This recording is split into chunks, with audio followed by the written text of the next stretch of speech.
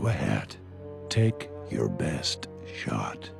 Oh, no, Mr. Neeson, you heard wrong. Welcome to Watch Mojo, and today we're counting down our picks for the most iconic celebrity cameos in Family Guy. Hey, you made it! And you brought a friend.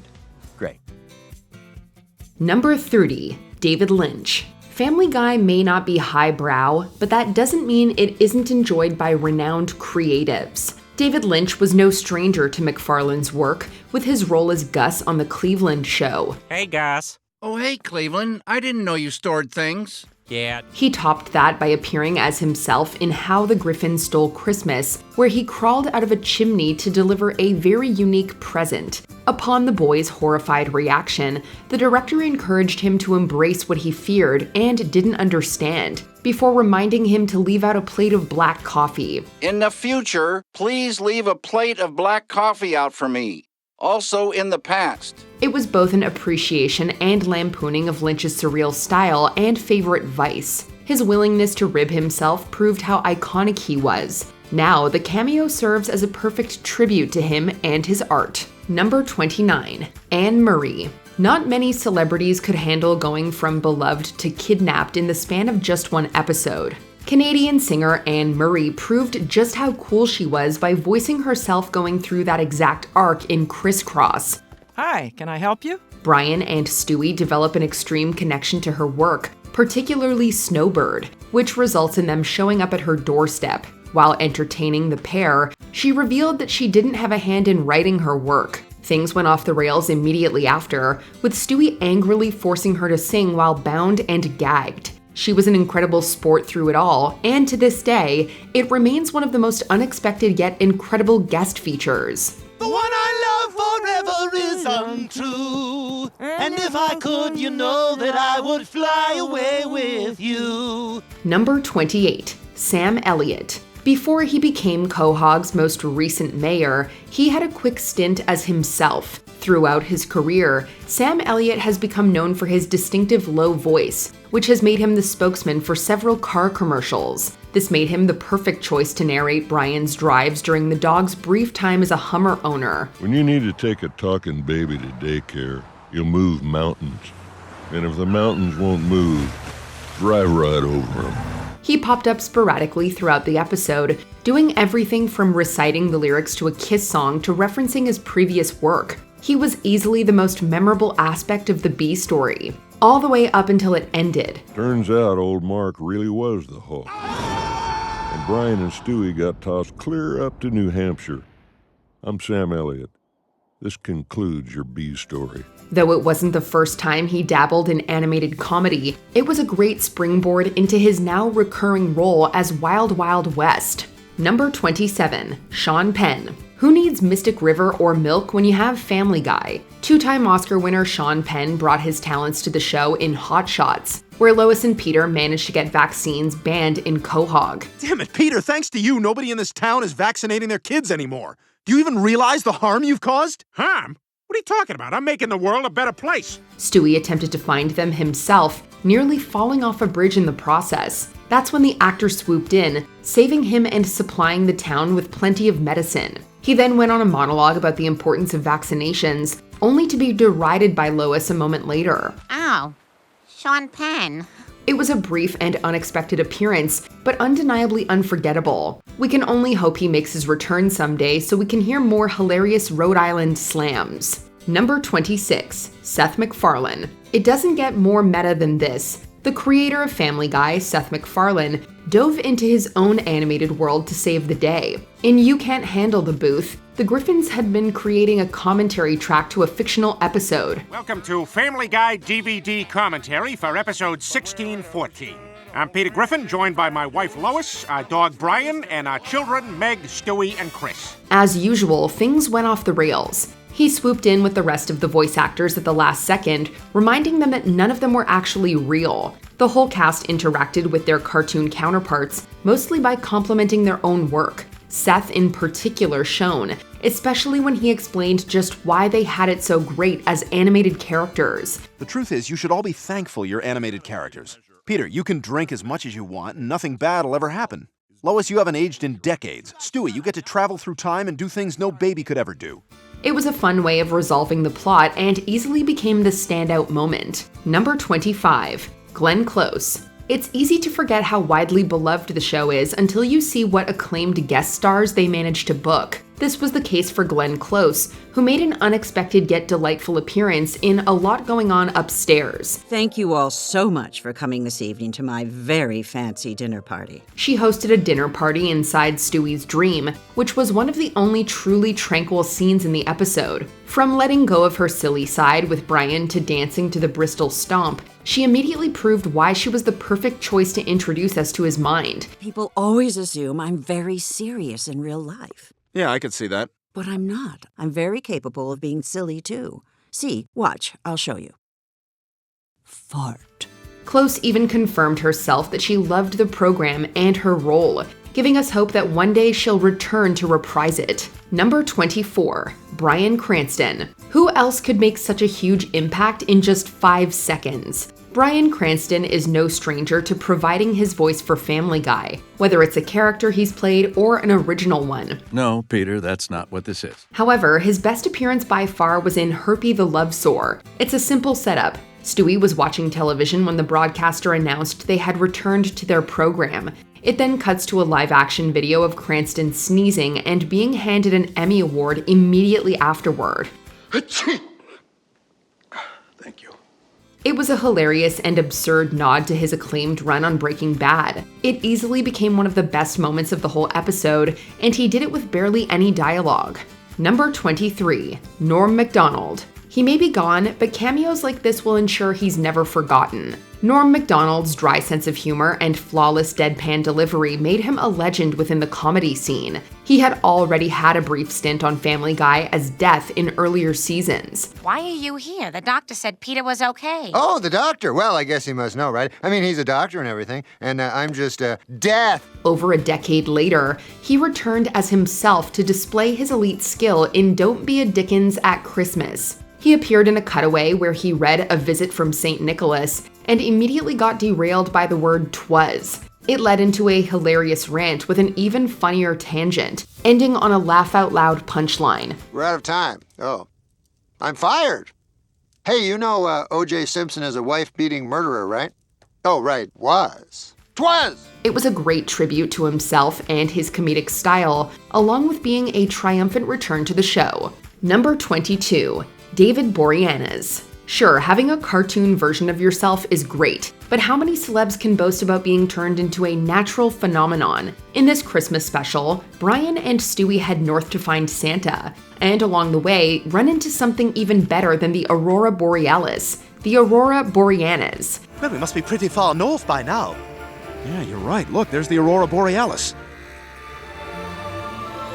Yes, and there's the Aurora Boreanaz. It then cuts to a live-action shot of David's head in the sky, surrounded by gorgeous lights. The pun was made even better with the actor's odd comments and long stares, adding the perfect absurdist touch. He even helped the pair out later on when their snowmobile died. Thanks, David. Guess there are a few stars in the sky tonight. Come on now. Okay, we'll leave you alone. It was both an incredible cameo and a clever crossover with Bones, which Stewie had appeared on about a year beforehand. Number 21. Lauren Conrad. With how often the show slates celebrities, one rarely gets to play an enhanced version of themselves. Lauren Conrad of The Hills fame got that honor and more. Hey, how about this one? You want to take a wizard on my id? You remind me of my stepdad. When she first appeared, it seemed to go down a more obvious route, making fun of her and her work, only to reveal that she's actually a multi-talented genius. She put Brian to shame several times throughout their short-lived relationship, making him feel exactly like his ex Jillian. She even had enhanced emotional intelligence, which she used to tell Brian to express his true feelings. I can't date someone who's smarter than I am. I feel like Jillian. Oh. What? What is that? I think I get it. This isn't about me being smarter than you. This is about you still being in love with Jillian. How do you know that? Because I'm smarter than you, Brian. It was a subversion of the dumb blonde trope many had been expecting, and resulted in one of the best episodes of that era. Number 20. Kiss. Didn't see you come in. We're just getting into shape for our upcoming tour. After Peter finds out that his favorite band is coming to New England for a concert, he gets himself and Lois tickets, only to discover a harrowing truth. Lois doesn't actually like Kiss. This is a secret he learns when she bombs the lyrics to Rock and Roll All Night.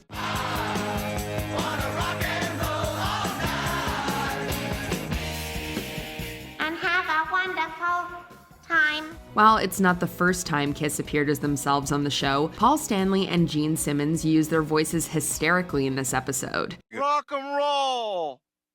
Why don't you just sit in the corner, huh? Simmons especially brings in the laughs, hilariously brooding through the entire runtime, whether he's being disappointed at Freely's stupidity or losing faith in humanity after someone doesn't know the lyrics to his song. Oh man, I've lost all faith in mankind. Music is dead to me now. Number 19, Alyssa Milano. In one of the rare instances of using live-action sequences on Family Guy, famed child actress and TV star Alyssa Milano appeared as herself. Taking the brunt of a joke made it her expense. Since I became president, profits have been higher than Alyssa Milano.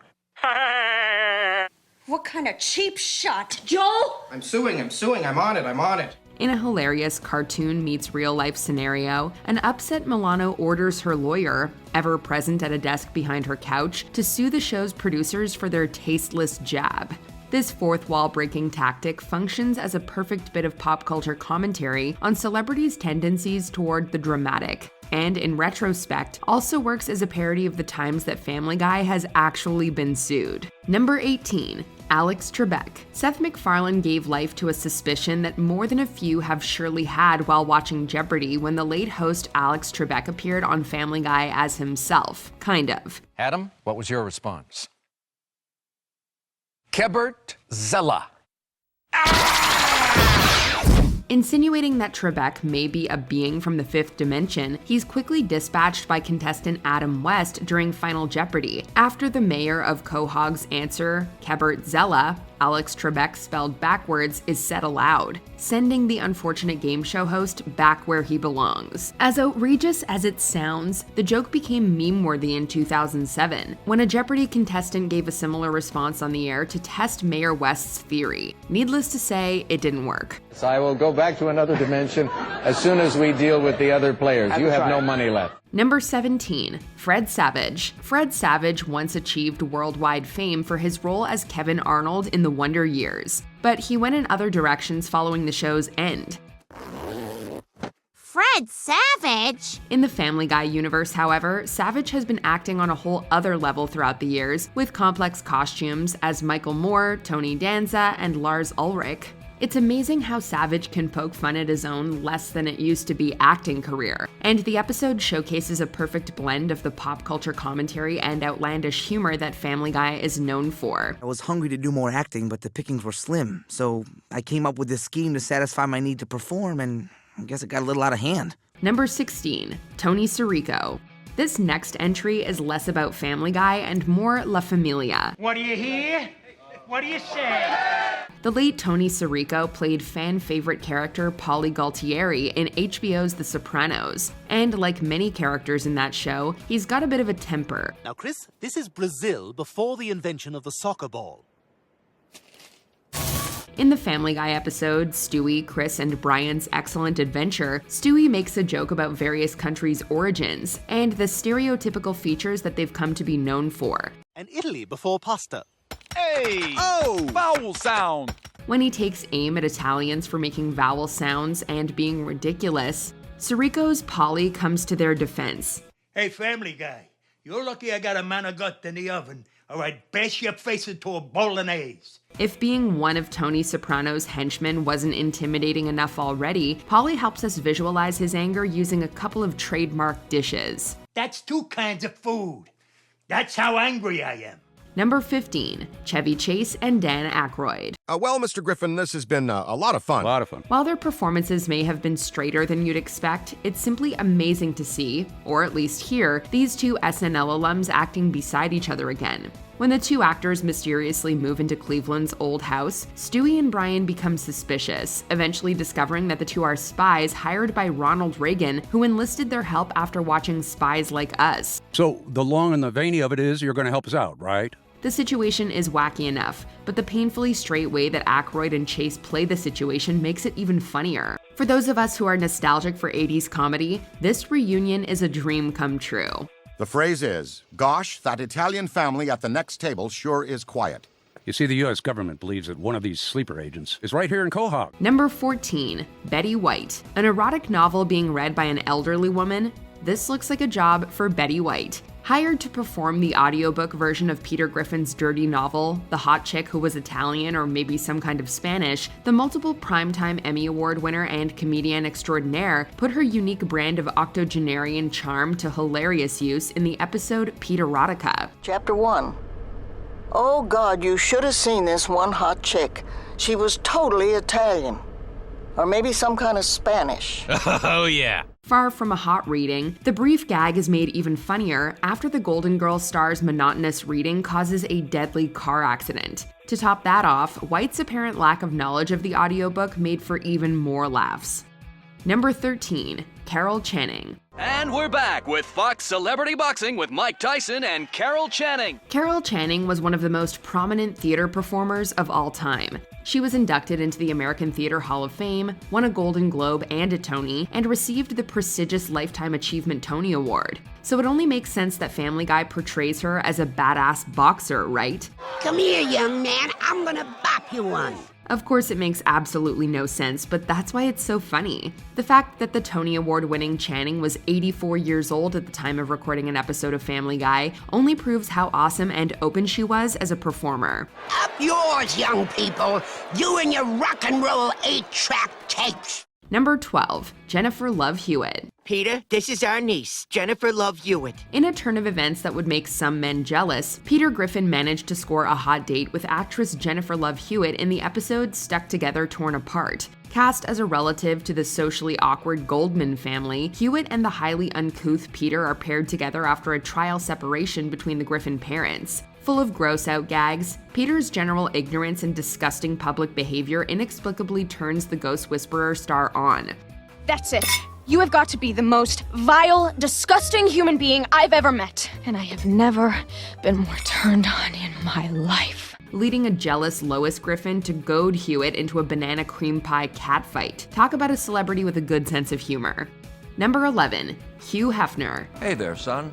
Mind if I have a seat? Who knew that Hugh Hefner liked to randomly walk around airports with his Playboy bunnies? After Quagmire drowns his sorrows at an airport bar, Hef randomly shows up, complete with his signature pipe, bathrobe, and sailor's cap. He then tells Quagmire a touching story about the actor John Holmes and his fondness for Quagmire's piloting abilities. Glenn Quagmire is the best damn pilot I've ever seen. The totally nonchalant way that Hefner plays this completely bogus and inappropriate story is truly hilarious. And it shows that Hefner was not just a businessman and a playboy, but a funny man as well. Excuse me, Hef. I got a plane to land. Number 10, Tom Brady. Thanks, Tom. I'm fond of your hair as well. I'm standing here with Tom Brady. Peter Griffin's obsession with the New England Patriots is well known to Family Guy fans. In Patriot games, he got to live out his dream of playing for the team alongside legendary Pats quarterback Tom Brady, whose humble and sportsmanlike approach clashes heavily with Peter's classic obnoxiousness. Griffin, let go! Let's go?